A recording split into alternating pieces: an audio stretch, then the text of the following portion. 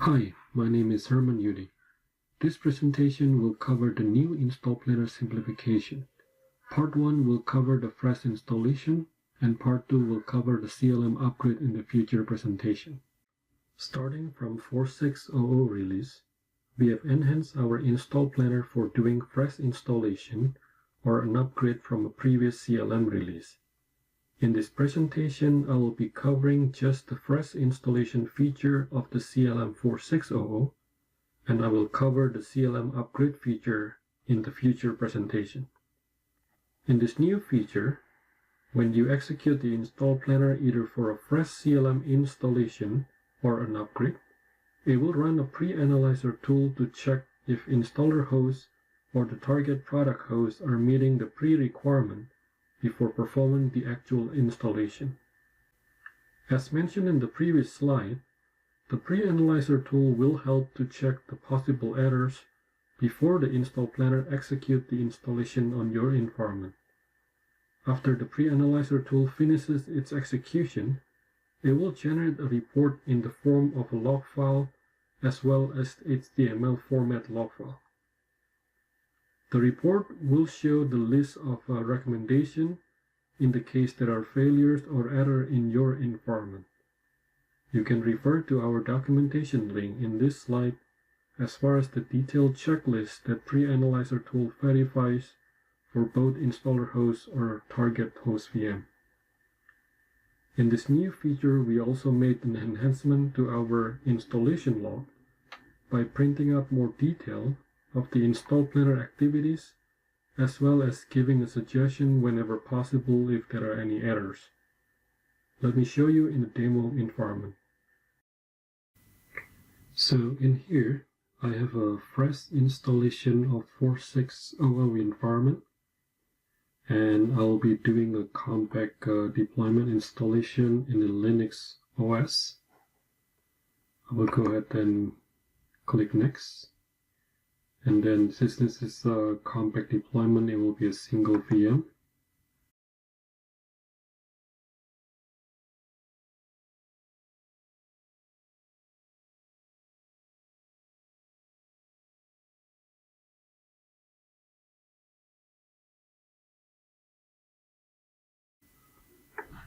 And I already fill in all of the details as far as the database connection is concerned, and the location of the JDK for all of the component. And I will hit Next. And this is the part where the execution of the pre-analyzer tool will start getting triggered. And then it will analyze all of the target VM, including the installer hosts. And then it will generate the report based on the activity. So we will wait for this pre-analyzer to finish.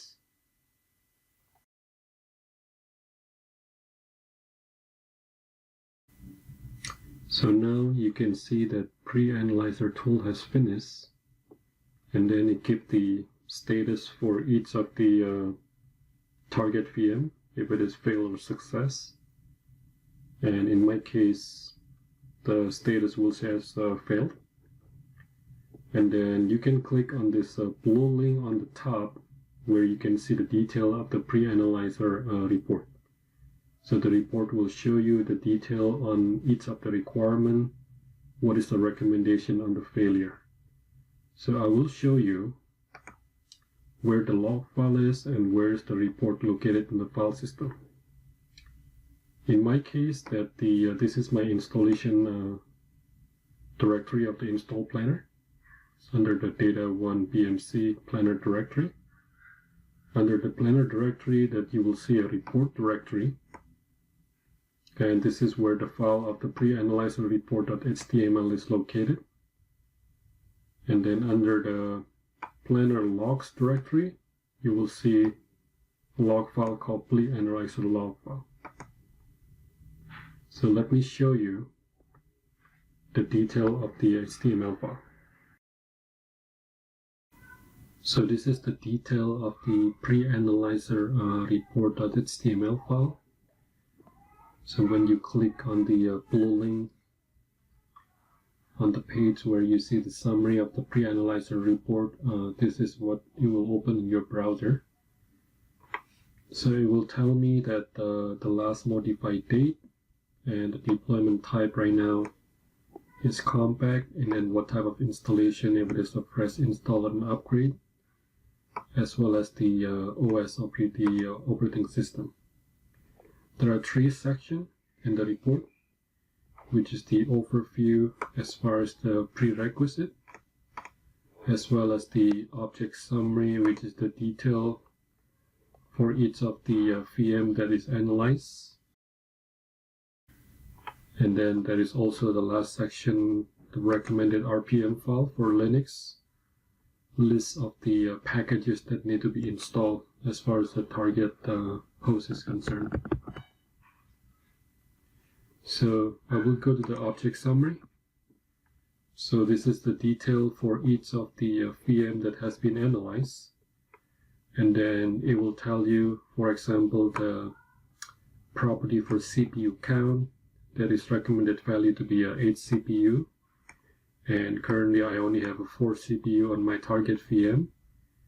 And then it also gives you the recommendation what need to be done. And as far as the RPM is concerned, so on my target VM I have a list of packages of RPM that has been installed, but it's missing 1 package to be installed, and which is detected as a failure. So the rest are pretty standard. For example, for the disk requirement, the OS requirement, the RAM size, what port that need to be open, how much of the free memory that you need to be having for the target, and those all of the rest of the detail. For each of the VM and each of the product module, we will evaluate based on the requirement, but most of them are pretty similar for the CPU count, list of packages that have to be installed for Linux, and then disk requirement, OS requirement, user permission, free memory, and then the list of a port to check for each module. And I will show you the failure for the AR system. So you can see that this is also similar, that I only have a 4 CPU and then asking for 8 CPU. And then the next one I want to show is, for example, it will evaluate as far as the database performance tuning is concerned if it doesn't meet the requirement. So in this example, I need to have the number of database sessions to be 1000. And currently I only have 472 on my Oracle database.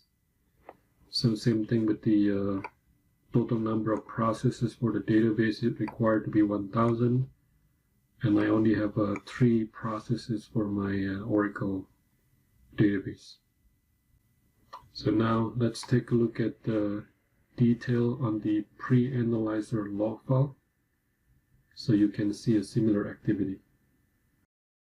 So this is the PreAnalyzer log file that I have opened in the local system, and you can see the detail for each of the activity, like checking the RCD port, and then similar detail that you see in the HTML format.